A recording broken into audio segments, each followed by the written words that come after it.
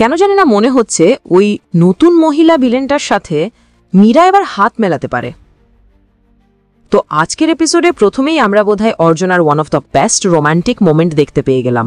মানে অপু যেভাবে সবটা জানার পরে অর্জর দিকে দুহাত বাড়িয়ে দিল, সত্যি বলতে কি ওখানেই যেন পুরো পয়সা উসুল হয়ে গেল। আমার কিন্তু ওই মুহূর্তটা জাস্ট হেব্বি লেগেছে। বাকি এরপরে আপান্না যেভাবে রুম্পার সাথে সন্তুর সাথে নাচ গান করা শুরু করলো, সত্যি বলতে কি পুরো মনটাই ভালো হয়ে গেল।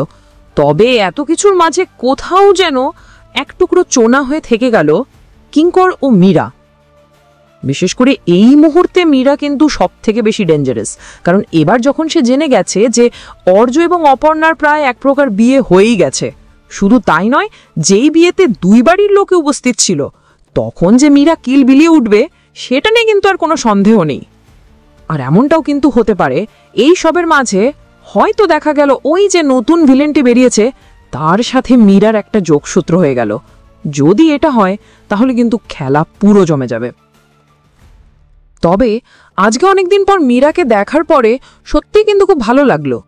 হতে পারে মীরা ভিলেন, মীরা খারাপ, কিন্তু এতদিন সে ছিল না বলে সিরিয়ালটা কেমন যেন খালি খালি লাগছিল।